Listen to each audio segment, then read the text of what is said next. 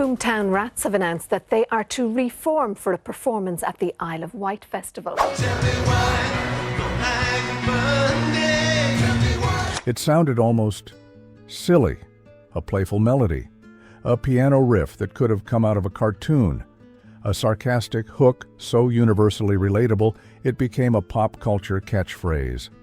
I don't like Mondays. I don't like Mondays. Millions sang along, rolled their eyes, laughed it off. Another quirky 80s hit, right?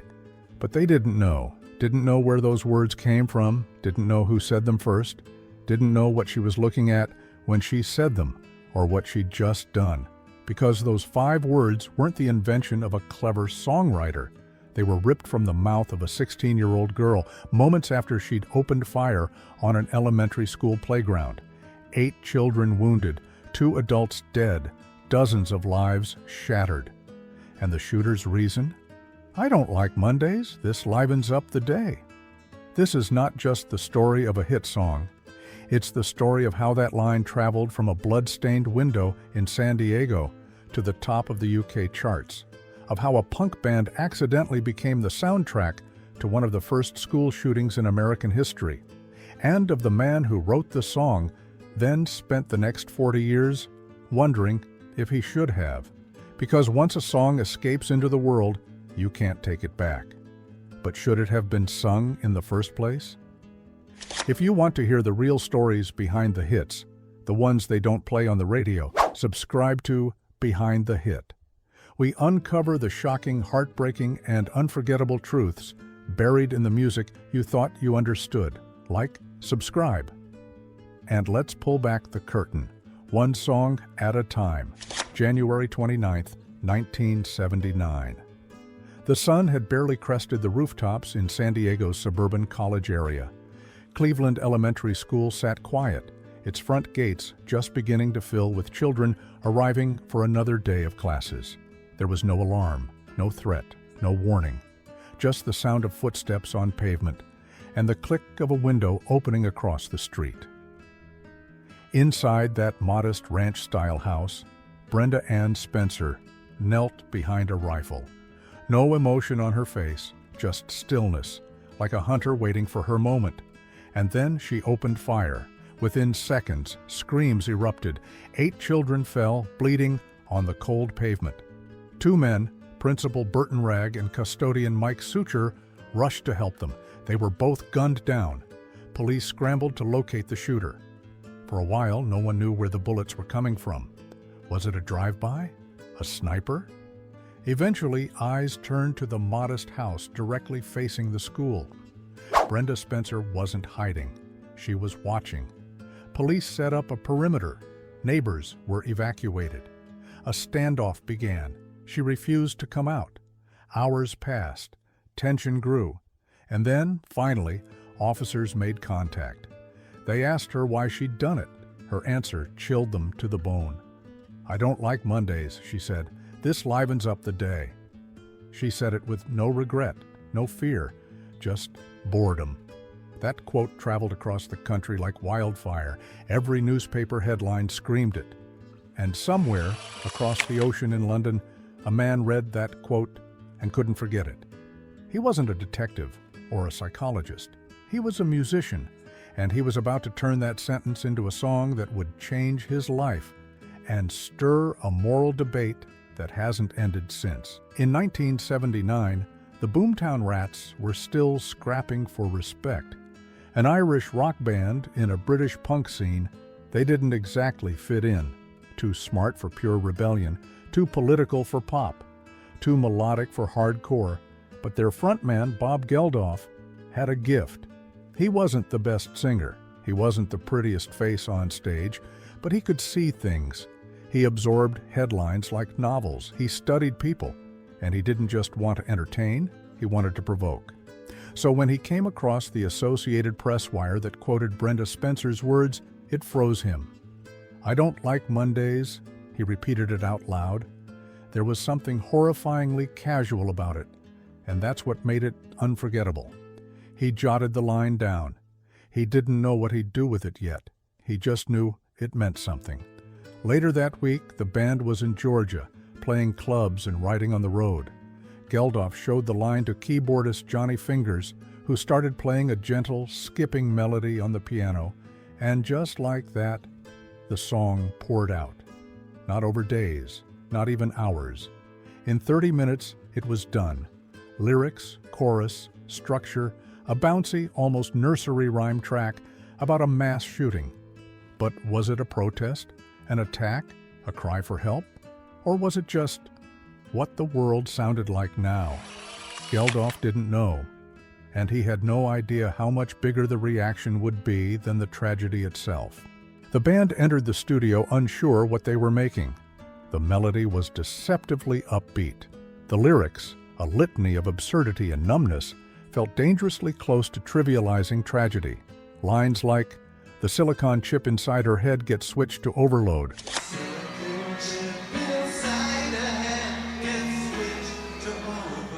there was no reference to Brenda's name, no dates, no locations, just vibes, confusion, irony, but that was the point.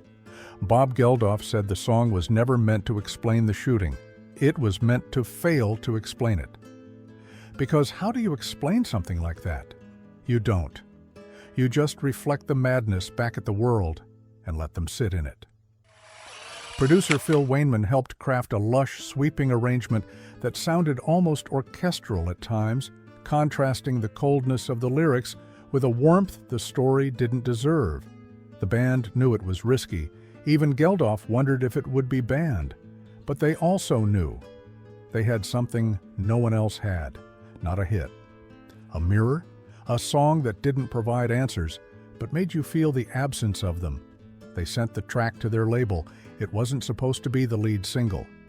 But everyone who heard it couldn't stop thinking about it. And then the label sent it to radio. That's when everything changed. The first time "I Don't Like Mondays" played on American radio, the phones lit up. But it wasn't applause, it was outrage. Stations were flooded with complaints. Listeners called it exploitative, tasteless, even evil. In the U.S., the pain was still fresh. The wounds of that Monday morning hadn't scabbed over. Some stations banned it entirely. Others buried it in late-night slots. But across the Atlantic, the song exploded. In the UK, "I Don't Like Mondays" hit #1 and stayed there for 4 straight weeks. It became the Boomtown Rat's biggest hit by far. The contrast couldn't have been more stark. Americans saw it as a cruel reminder, Brits saw it as biting satire, and Bob Geldof? He was stuck between both worlds. One day he'd be praised for his bravery in confronting madness with music. The next, he'd be accused of giving a mass murderer fame. He was learning something few artists ever face. When your song tells the truth, sometimes people don't want to hear it. Brenda Ann Spencer wasn't a name anyone knew before January 29, 1979. She was a quiet girl, lived in a small house across the street from Cleveland Elementary. Thin, freckled, seemingly harmless, but inside something was breaking. She rarely went to school. Her teachers described her as intelligent but withdrawn. Her classmates described her as strange. She reportedly expressed hatred toward authority, toward herself, toward the world. And on Christmas morning, just a month before the shooting, her father had given her a present, a Ruger .22 caliber semi-automatic rifle with a scope and 500 rounds of ammunition. He claimed she'd asked for it. Some reports suggest he thought it would give her something to do, something to distract her. Instead, it became a weapon of chaos. When the shooting ended and Brenda was arrested, psychologists scrambled to understand her. She'd suffered from depression. She told interviewers she'd hoped the police would shoot and kill her. But the most chilling part? She smiled during interviews. She didn't seem to fully grasp or care what she'd done. And when asked about the song years later, she didn't express anger. She called it funny. That, more than anything, is what haunted Bob Geldof, because maybe she liked being immortalized, and maybe the song gave her exactly what she wanted. The backlash against "I Don't Like Mondays" wasn't just about the timing, it was about the ethics. Was it right to take a mass shooting and turn it into a chart-topping single? Critics said the song made light of tragedy, that it risked turning a killer into a celebrity. Supporters said the opposite, that it confronted a violent world with uncomfortable honesty. And caught in the middle was Bob Geldof. He insisted the song was never meant to glorify Brenda. In fact, her name was never mentioned in the lyrics. The location, the school, the victims, none of it was spelled out. It was abstract. Intentionally so. But that abstraction also blurred the lines.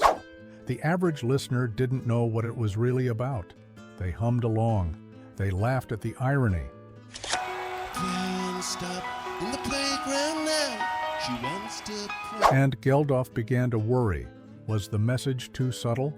Was the satire lost? He said in later interviews, "The lesson is, don't write a song about something that still hurts people." He even stopped performing it live for a while, but demand never stopped. And decades later, the debate still burns. Can art reflect evil without amplifying it? Or does giving a killer a chorus keep them alive forever? Unlike most tragedies that spark political outrage or public reckonings, the victims of the Cleveland elementary shooting remained largely silent. The children who survived, some with physical scars, others with emotional ones, mostly stayed out of the spotlight. Their families rarely granted interviews. And the parents of the two men who died, Principal Rag and Custodian Suchar, never issued a public statement about the song. Why? No one knows for sure. Perhaps they didn't want to fan the flames. Perhaps they wanted the whole event to be forgotten, not cemented in pop culture. Or maybe there was nothing left to say. One survivor, interviewed anonymously years later, said simply, "We all hated that song. We still do. It made people smile about something we never stopped crying about. And yet, no lawsuits were ever filed. No protests were staged outside Boomtown Rats concerts. The silence was, in many ways, louder than words. And Geldof heard it. Every time he stepped on stage and hit that first piano note, he felt it. Not guilt, but something heavier, responsibility. Because once you write a song like that, whether you meant to or not, you carry it." By the early 1980s, the Boomtown Rats had faded from the top of the charts, but I Don't Like Mondays never really disappeared. It was the kind of song that turned up everywhere. High school talent shows, early morning radio, retro playlists, ironic commercials, and every time it played, someone remembered where it came from. Someone felt the chill. Bob Geldof certainly did. He began turning down interview questions about the song. He refused to answer when people asked if he regretted writing it. Because how do you answer that? How do you reckon with the fact that your biggest hit is also your darkest? Even as he rose to global fame as the organizer of Live Aid, the song lingered in the background like a ghost. It followed him across continents, and sometimes it followed the victims, too. In 1999, another school shooting would occur, this time at a different Cleveland elementary in Stockton, California. 5 students were killed, dozens more injured, different killer, different motive. But the song's shadow crept in. Articles made the connection. DJs hesitated to play it. And the pattern began to emerge. Monday violence, children, guns, and a song that had predicted nothing but captured everything. Geldof began referring to I Don't Like Mondays as a vampire song. He said it refused to die, and the older he got, the more conflicted he became. He didn't regret writing it. He regretted needing to. He once told an interviewer, it wasn't a hit because of its subject matter, it was a hit in spite of it. But he also admitted, the line is unforgettable, and that's why it should have been sung. Because when evil becomes ordinary, the only weapon left is memory. And sometimes, music is the only way we remember what we'd rather forget.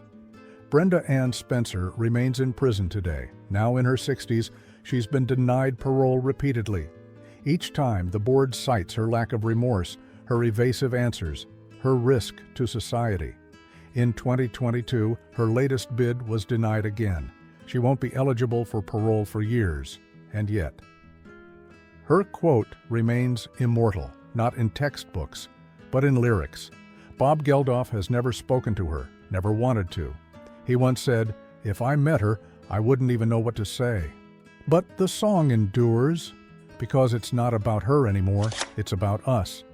About a world that still can't make sense of senseless violence, about how we reach for melodies when words fail, and about the strange, uncomfortable truth that sometimes the most important songs aren't the ones that make us feel good, but the ones that make us feel uncomfortable. I Don't Like Mondays is not a protest song. It's not a tribute. It's a snapshot of a moment we wish never happened and wish we could erase. But we can't.